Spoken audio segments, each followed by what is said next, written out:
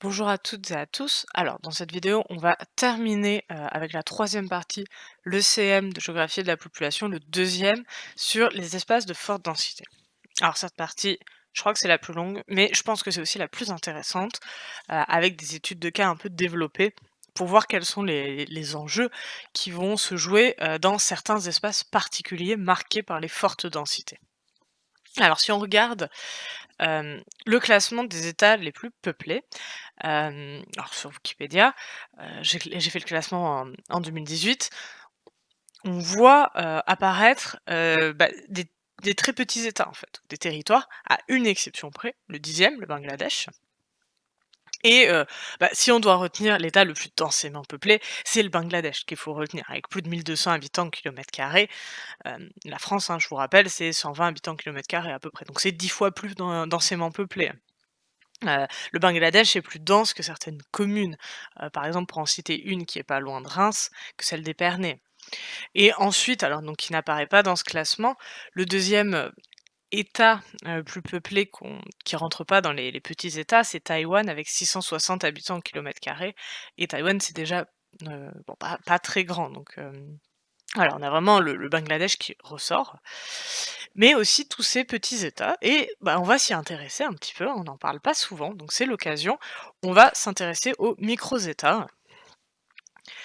Donc les micros-États, il y a 2 manières de les définir, soit ils possèdent une faible superficie, soit ils, possèdent une faible population et en fait, il y a pas une liste fixe qui serait reconnue internationalement, il y a ces 2 critères et ça peut faire changer certains aspects. Donc vous avez, voilà, la liste avec la superficie et la liste avec les habitants et vous voyez, c'est pas forcément les mêmes états que l'on retrouve dans l'un ou dans l'autre. Par exemple, Singapour, ne fait que 714 kilomètres carrés, mais accueille 7,5 millions d'habitants, donc Singapour sera classé dans les États, qui ont une faible superficie, mais jamais dans les États qui ont une faible population. Donc voilà, on a ce genre d'exception et puis il y en a d'autres qui varient, si ça vous intéresse, vous pouvez regarder. Donc une carte pour situer, certains de ces micros-États et je vais essayer de vous expliquer un peu, d'où ces micros-États viennent. Et plusieurs raisons. Par exemple, les micros-États d'Europe, ils sont nés en fait du morcellement politique du Moyen Âge. Par exemple, l'État de San Marino en Italie, enfin à l'intérieur de l'Italie, il n'est pas intégré lors de l'unification italienne. C'est le cas aussi d'États comme Monaco ou comme le Liechtenstein. Et puis il y a d'autres exemples, d'autres États, hein, par exemple les îles, des Caraïbes ou du Pacifique, qui sont nés de la décolonisation. C'était des îles qui ont été colonisées et puis qui ont eu leur indépendance et c'est par exemple le cas de Kiribati, des Maldives ou de Sao Tomé et Principe. On a des États qui, sont nés de la décolonisation et donc ce sont ces micros-États qui sont les États qui ont la plus forte densité de population. La plus forte de tout, enfin, celui où elle est la plus importante, c'est Monaco. Hem, Monaco, c'est 26 000 habitants au kilomètre carré, à peu près autant que Paris. Hem, donc et 6 fois plus dense que Reims, pour vous donner une idée. Donc on est sur un espace extrêmement dense sur la totalité de l'État. C'est une ville-État, en fait, vous le voyez ici, sur le contour en rouge, donc vous avez Monaco, ici. C'est une ville-État, hein, ça fait un État qui fait la taille d'une commune, il est constitué d'une seule commune. Il y a environ 30 000 habitants à Monaco. Un tiers des habitants qui vivent à Monaco sont citoyens. La population a quelques caractéristiques, par exemple, elle est plus âgée, avec un âge médian, donc l'âge médian, la moitié des personnes ont plus, la moitié des personnes ont moins, de 46,7 ans. En France, c'est, 40 à peu près. Monaco, connaît une croissance constante de sa population, alors que l'État est absolument minuscule, hein, et que ça fait longtemps qu'il est entièrement peuplé. Donc ça fait une augmentation de la pression, hein. Je vous remonte la diapo, on voit l'urbanisation, elle est dense sur l'intégralité de l'espace, puisqu'on est sur un espace de, 2 km². C'est minuscule, 2 km² pour un État et donc il y a plus de place pour l'extension urbaine. Donc comment s'adapter pour permettre de loger de plus en plus de gens, hein, la population est en augmentation constante, sur un espace qui est fini, qui est déjà entièrement occupé. Eh bien, il y a 2 adaptations qui ont été mises en place par Monaco. Déjà, une logique de verticalisation, on va, construire, des tours parce que ça permet de loger plus de personnes et le deuxième aspect, c'est on va, gagner sur la mer. 1/3 du territoire, de Monaco a été en fait gagné sur la mer depuis, le début du XXe siècle. Là, par exemple, c'est le terre-plein de Fontvieille. C'est 32 hectares qui ont été gagnés sur la mer dans les années 60-70 pour construire des immeubles d'habitation. Ce micro-État va avoir enfin, on va dire un fonctionnement particulier. Par exemple, les migrations pendulaires, c'est-à-dire les migrations, entre le domicile et le travail, elles sont très fortes. Parce qu'en fait, Monaco ne peut pas absorber spatialement, hein, il y a pas la place d'absorber l'immigration. À Monaco, il y a 56 000 personnes qui sont salariées, alors que je vous disais, il y a, heu, à peu près, il y a 37 000 résidents. Heu et une partie de ces résidents sont retraités. Donc on a plus de gens qui travaillent à Monaco que de gens qui y vivent. Donc les gens qui travaillent à Monaco, pour une part, sont, en fait des frontaliers. Ils vivent en France et ils travaillent à Monaco. Et puis, bon, ça c'est pour l'anecdote, hein, un autre record de densité pour Monaco, c'est, le nombre, de millionnaires par habitant, puisque un habitant sur 3 de Monaco est millionnaire. C'est le taux le plus élevé, d'Europe, hein. Hem 1/3 de la population est millionnaire et c'est aussi, le pays où il y a le plus de milliardaires par habitant. Il y en a 3 en tout et donc ça fait, 1 milliardaire pour 12 000 habitants. Bon, c'est un peu faussé par le petit nombre de personnes, mais ça montre quand même, heu, le fait que c'est un État qui est, enfin peuplé de gens riches quand même dans l'ensemble. Et voilà.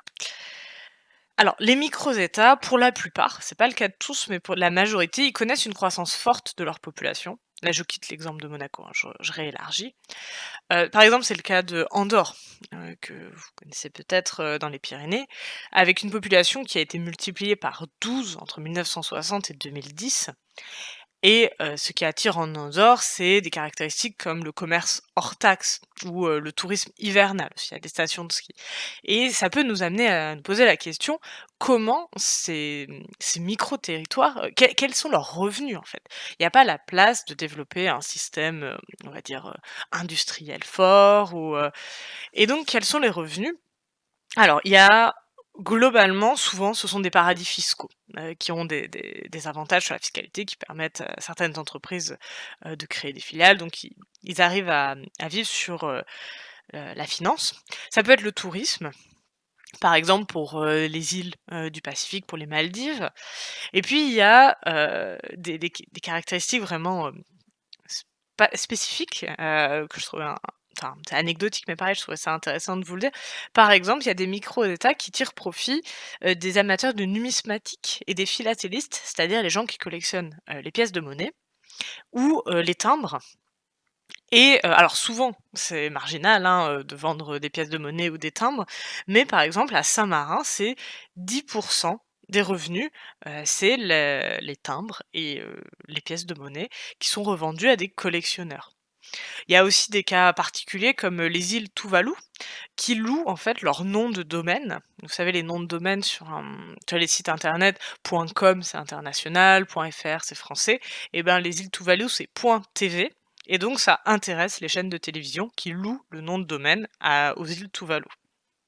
Bon voilà, après ça c'est marginal, hein, souvent c'est d'autres enjeux. Hem Mais le problème, c'est le manque de ressources. Et là, je vais vous donner l'exemple, de l'île de Nauru. Ça s'écrit Nauru. J'aurais pu mettre une carte, je l'ai pas fait, j'ai oublié, je suis désolée. Hem, En fait, cette île, elle a une histoire incroyable, qu'il fallait absolument que je vous raconte.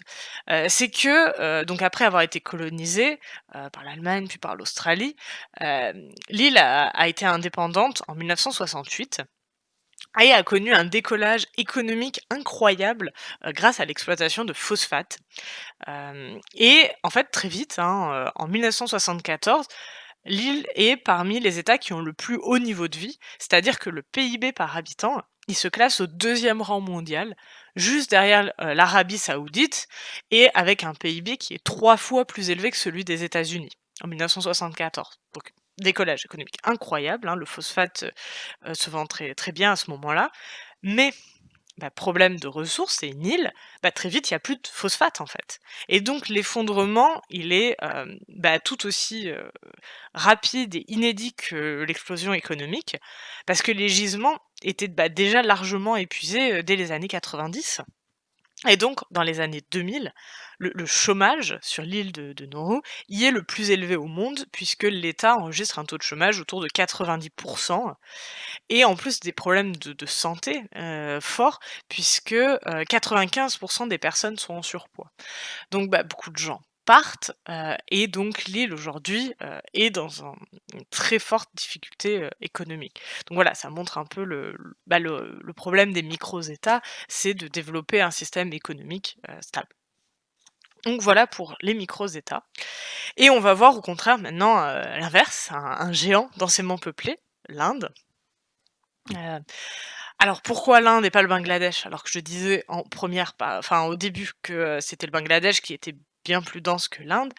C'est simple, c'est parce que je le garde pour, une étude de cas vraiment détaillée, sur un prochain CM sur les enjeux environnementaux, donc j'en reparlerai à ce moment-là, et là on va se concentrer sur l'Inde. L'Inde, pour donner des chiffres, alors la densité moyenne en Inde, elle est de 413 habitants au kilomètre carré, donc c'est les chiffres de 2019.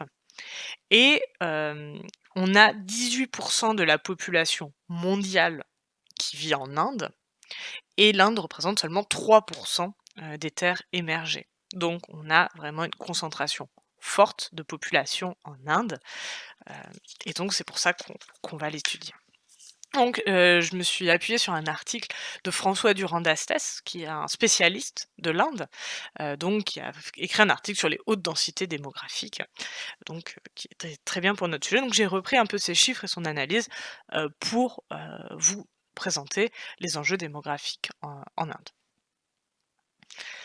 Alors déjà, vous pouvez regarder ce graphique, enfin ce tableau, où on voit, c'est assez intéressant qu'il y a plusieurs classements. Le classement général, le classement sur les pays de plus d'1 million d'habitants et le classement sur les pays de plus de 10 millions d'habitants. Et effectivement, si on regarde le classement général, l'Inde en termes de densité est 27e. Si on regarde sur les pays de plus de 10 millions d'habitants, elle est 5e. Donc, c'est pour éliminer en fait ces enjeux de classement, tous les micros-États qui ont des densités très fortes, mais dont les enjeux, ne sont pas du tout les mêmes que pour un État qui a un fort territoire national, comme l'Inde. Et en plus, l'Inde a une spécificité, c'est on a parlé, du système agricole, l'Inde est marquée par de fortes densités rurales. Donc ça, c'est une spécificité, de l'Asie par rapport, au reste du monde. Et donc il y a un écart qui est assez faible en fait entre la densité rurale et la densité, enfin du pays en tant que tel. Voici la carte des densités de l'Inde, alors en 2011. Hem, on voit apparaître, dans les zones les plus denses, les littoraux, qui sont plus denses que le centre, du pays, ainsi que, l'axe structurant ici, c'est l'axe du Gange, du fleuve du Gange. Mais ce qu'on peut noter, c'est que quand on voit ça, on a l'impression que, oui, mais c'est pas si densément peuplé. Ce qu'il faut regarder, c'est l'échelle, ici. C'est qu'en fait, même ce qui est en bleu, c'est des zones qui sont déjà densément peuplées. Là, vous avez, ici ce bleu-là, on est à plus de 200 habitants au kilomètre carré. On est donc, nettement au-dessus, hein, presque 2 fois au-dessus que la densité moyenne de la France. Donc même ce qui est en bleu, en fait, est assez densément peuplé, à part ce qui est en bleu très clair, bien sûr. On en reparlera. Hem, oui, alors oui, cette plaine, donc c'est celle qu'on appelle la plaine indo-gangetique parce qu'il y a l'Indus qui est un fleuve et le Gange, qui en est un autre. C'est la zone la plus peuplée du monde, tout simplement, avec une moyenne de 700 habitants au kilomètre carré sur une surface importante puisque c'est sur une surface de 470 000 km². Et voilà, on a sur ces 470 000 carrés, 700 habitants au kilomètre carré, donc des densités très fortes. Et pourquoi, qu'est-ce qui explique ces densités records?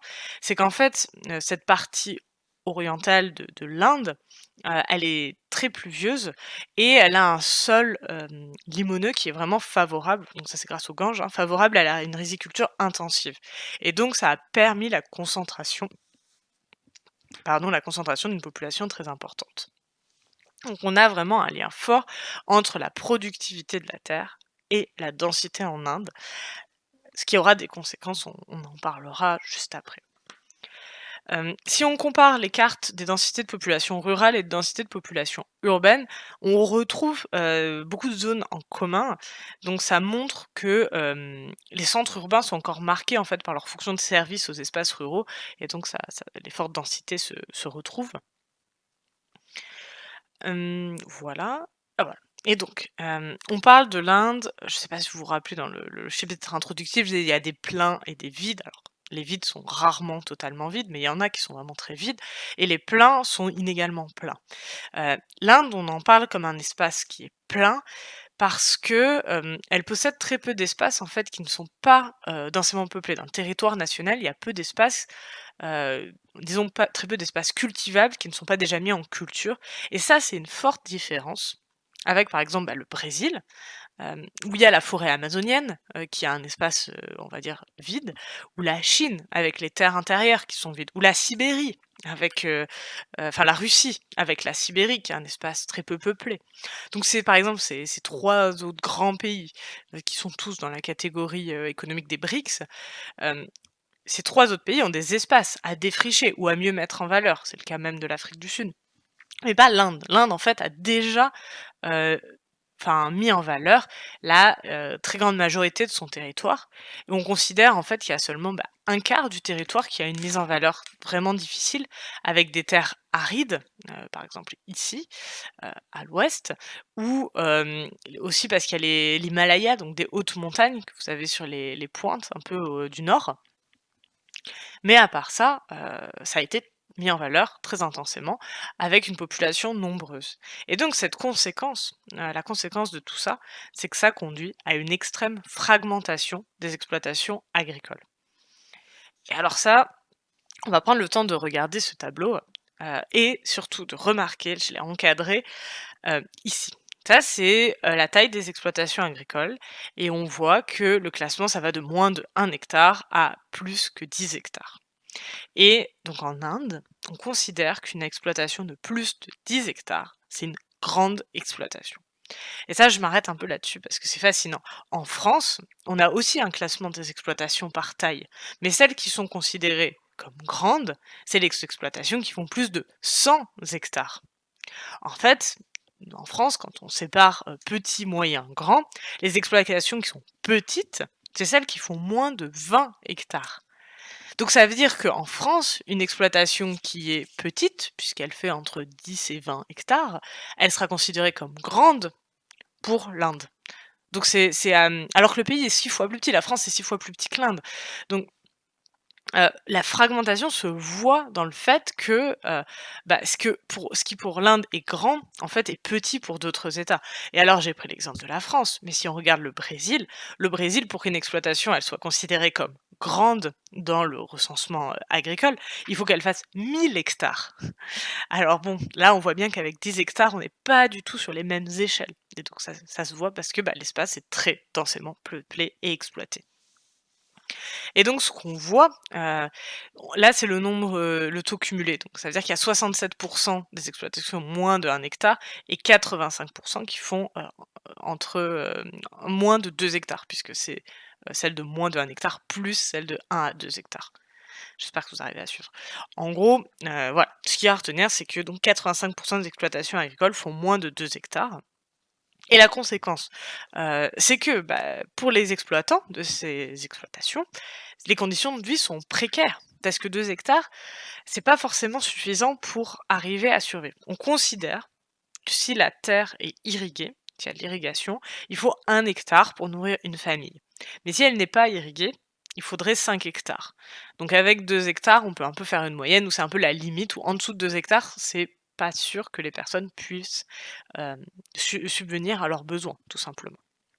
Et donc, c'est non seulement les gens peuvent sont pas sûrs de pouvoir se nourrir, mais ils sont encore moins sûrs de pouvoir dégager une marge financière pour investir et investir par exemple sur de meilleurs équipements agricoles, bah, par exemple, sur une pompe pour, à récupérer de l'eau, pour pouvoir irriguer et améliorer leurs conditions de vie. Donc c'est extrêmement précaire et en plus, en l'Inde, on est dans un contexte de croissance de la population et donc il y a une fragmentation, de ces exploitations qui s'accroît encore davantage. Les terres vont être divisées entre les différents fils et ça permet de moins en moins, aux paysans de vivre. Donc c'est un problème, social qui est très fort pour l'Inde, parce qu'elle est confrontée à une pauvreté forte de sa population. Et on considère que seulement 15 des exploitations, donc celles qui sont plus de 2 hectares, permettent à leurs propriétaires d'assurer de bonnes conditions de vie. Et ces 15 d'exploitation représentent 50 de la surface. Donc des densités fortes, ça amène à une fragmentation des exploitations agricoles et donc un risque de pauvreté pour des agriculteurs qui n'ont pas accès à des surfaces suffisantes. C'est ça, l'idée. Et comme en plus en Inde, il n'y a pas vraiment d'allègement qui est prévu à court ni à moyen terme des densités en milieu agricole, il faut envisager une augmentation de la productivité de la terre et donc ça pose d'autres questions, des questions environnementales. Donc un enjeu de nourrir la population, mais aussi un enjeu de durabilité, heu, qui s'entraîne. On va, maintenant qu'on a vu un peu les conséquences sur, les modèles agricoles, on va s'intéresser à la croissance, et à la volonté, qu'a eu le gouvernement d'essayer de la maîtriser. Ce qui n'a pas vraiment marché, hein. On va voir ça tout de suite. La croissance de la population de l'Inde, elle a été en fait très rapide, puisque vous regardez sur ce graphique, hein, en 1950, la population de l'Inde, elle est, d'environ 400 millions de personnes. En 2020, on est à 1,4 milliard. Donc, en 70 ans, il y a eu 1 milliard de personnes en plus en Inde, et c'est une multiplication par 3,5. Et les projections que vous avez ici, elles, montrent, une poursuite de la croissance. Et donc cette, croissance forte, ça s'explique par l'augmentation, du taux de variation, c'est-à-dire, en gros le est-ce que si on compare le nombre de décès au nombre de naissances, est-ce que c'est positif et à quel point? Et on voit ici que, ce taux de croissance a été extrêmement fort, notamment entre, les années 60 et les années 2000. Pourtant, ce qui est enfin paradoxal, non, on va justement expliquer comment ça fonctionne. Mais pourtant, c'est une période où il y a eu des tentatives de contrôle de cette croissance de la population. Il y a eu la mise en place d'un programme de limitation des naissances. Et cette volonté de contrôle de la population, elle apparaît en 1951. Heu, c'est le premier plan quinquennal, donc prévu sur 5 ans, après l'indépendance de l'Inde. Donc ça arrive tout de suite. Dès que l'Inde est indépendante, il y a une volonté de contrôle parce qu'on pense, à ce moment-là, que le développement du pays, risque d'être compromis à cause de cette croissance démographique rapide. Donc on est à moins de 400 millions d'habitants, hein, et maintenant on est à 1,4 milliard. Donc c'est fou que enfin ça peut paraître fou, qu'il y ait eu cette peur à ce moment-là. Et donc comment on va contrôler les naissances? Donc là, on va un petit peu détailler, les tentatives du gouvernement de limitation des naissances. Bah, déjà, il y a plusieurs possibilités. La planification familiale déjà, c'est-à-dire rendre accessible à toute la population des méthodes de contraception bon marché et efficaces. Donc il y a des efforts qui sont faits dans ce sens-là. Également essayer de retarder l'âge moyen du mariage des filles, qui est de 15 ans, 15,6 ans à ce moment-là. Donc le but, c'est d'espérer de réduire le nombre d'enfants par femme, parce qu'à partir du moment où une femme, bah, est dans une union conjugale, elle risque de faire des enfants et donc jusqu'à la fin de sa fertilité si elle n'a pas de système de contraception. Donc réduire l'âge moyen du mariage, c'est réduire le nombre d'enfants par femme.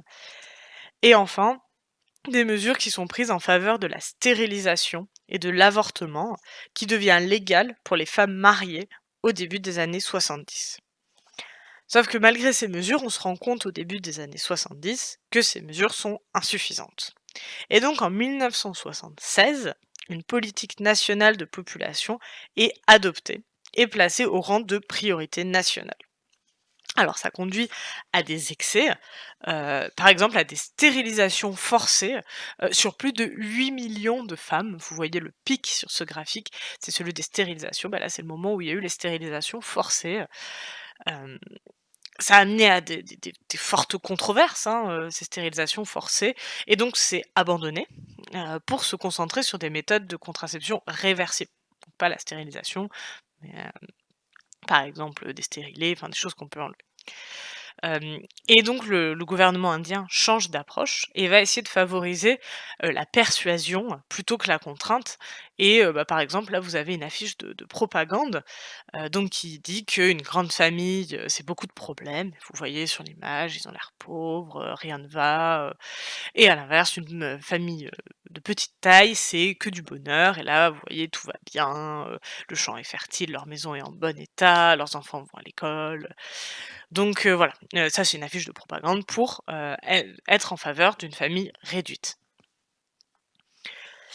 Sauf que ce programme de limitation des naissances, dont on a vu les différentes modalités, il est insuffisant pour compenser, on va dire, le potentiel de croissance de la population. Et ça se voit par exemple, vous avez ici une pyramide des âges, c'est-à-dire que vous avez, bah, de 0 à 100, heu, en ordonnée, abscisse. Ah, je suis désolée, je sais plus les termes. Hem, En vertical, vous avez, l'âge des gens et du coup en horizontal, je crois que c'est l'abscisse et qu'en haut c'est l'ordonnée.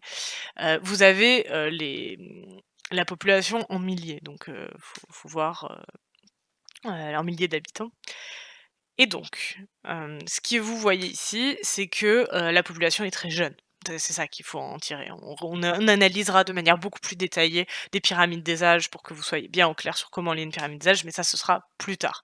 Là, ce qui nous intéresse, c'est de voir que, la population, elle est vers le bas, donc elle est jeune et si, cette, population est jeune, elle est en âge d'avoir des enfants ou elle le sera bientôt et donc même si les femmes font moins d'enfants, bah, comme il y a beaucoup de femmes qui font des enfants, même si elles en font moins par femme, bah, ça fait quand même beaucoup de naissances.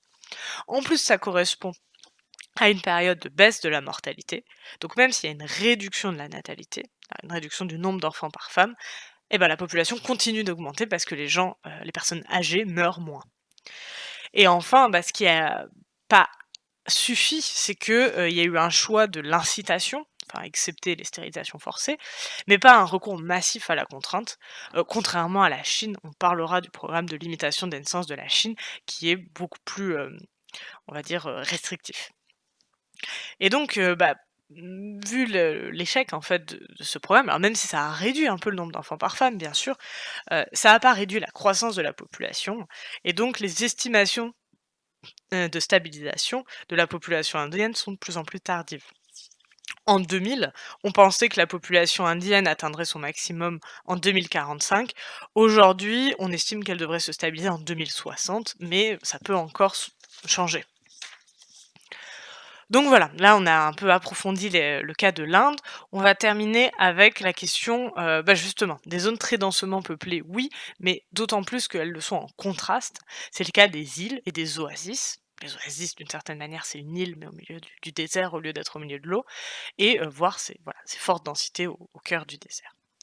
Et donc la forte densité, en fait, elle peut surgir au milieu de zones qui sont vides d'hommes. Et donc, c'est en fait, c'est une impression, hein, mais ça va accentuer encore ce contraste. Cette densité paraît encore plus importante par contraste avec les espaces vides autour. Et donc, dans ces espaces bah, qui sont plutôt vides, la présence d'un endroit qui a une ressource essentielle, ça crée de fait une concentration humaine.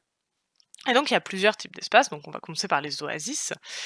Une oasis, bah, elle naît de la présence d'eau dans un milieu aride, puisque cette, ressource en eau permet l'agriculture et donc l'installation des populations. Elle est donc beaucoup plus favorable à la croissance de la population que la vie nomade dans le désert, hein. Il y a des populations dans le désert, mais très peu, qui vivent des fois de pastoralisme avec enfin des troupeaux qui se déplacent pour essayer de se nourrir. Là, l'agriculture facilite l'installation humaine et donc les installations humaines dans les oasis sont très anciennes, hein. Certains États, comme l'Égypte, ont une partie importante de leur population qui est implantée dans les oasis et depuis des siècles et des millénaires même. Heu, Parce que les oasis, en fait, ont permis, puisque cette ressource est rare, il y a eu un peu une optimisation de l'espace et par exemple, avec une agriculture intensive qui se fait en plusieurs strates, avec des palmiers tout en haut, des arbres fruitiers au milieu et des plantes basses comme des céréales ou du maraîchage en bas et donc ça permet une intensive enfin une agriculture intensive, alors traditionnelle, hein, pas mais qui a de forts rendements et qui permet une fixation de la population. Là, je vous ai mis l'exemple de l'oasis de Tougourt en Algérie, avec une densité moyenne de 660 habitants. Donc on est sur des densités élevées. Sauf que ces fortes densités, qui sont une caractéristique de ces espaces, elles les menacent, puisqu'elles conduisent à des risques, par exemple, de surpompage. Si on épuise l'eau de l'oasis, bah, c'est la fin de l'agriculture et donc la fin d'une possibilité, on va dire facile d'installation humaine. Et en plus, ces menaces, elles sont accentuées, par exemple, par le tourisme dans certaines oasis. Et puis ce surpeuplement, il amène à un morcellement des terres, une fragmentation des espaces agricoles qui sont divisés entre les personnes, une dégradation aussi du couvert végétal, par exemple. Donc c'est des espaces fortement peuplés, mais très menacés. Et c'est ce qu'on va voir aussi, c'est le cas aussi des îles.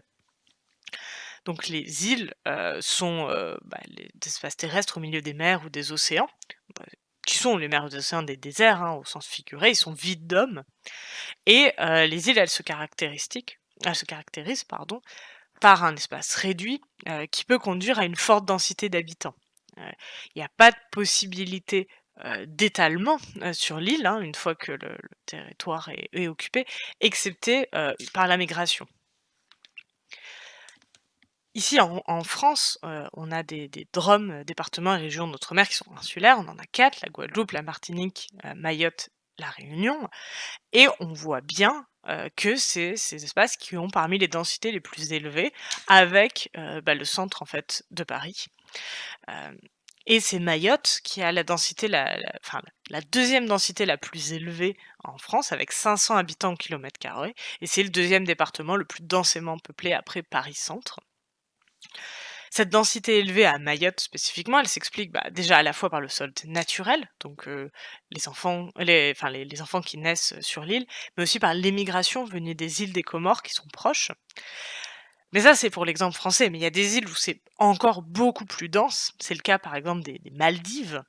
Les Maldives, c'est une destination touristique qui est très prisée, hein, je vous ai mis des photographies touristiques, avec des îles hôtels, c'est-à-dire des îles qui sont strictement dédiées à l'accueil de touristes. Alors on voit pas très bien, mais là vous voyez, vous avez, des espèces de petits bungalows qui sont sur l'eau, et là aussi, donc avec, des gens qui sont dans chacun de ces bungalows et là vous avez, l'hôtel avec, la piscine, enfin tous les trucs, de tourisme, on va dire, enfin, c'est pas du tourisme de masse pour le coup, c'est pas accessible à tout le monde, mais voilà et donc, les Maldives, en moyenne, il y a les îles sont à 4 000 habitants au kilomètre carré, donc ça, c'est autant qu'à Reims, sur la moyenne des différentes îles.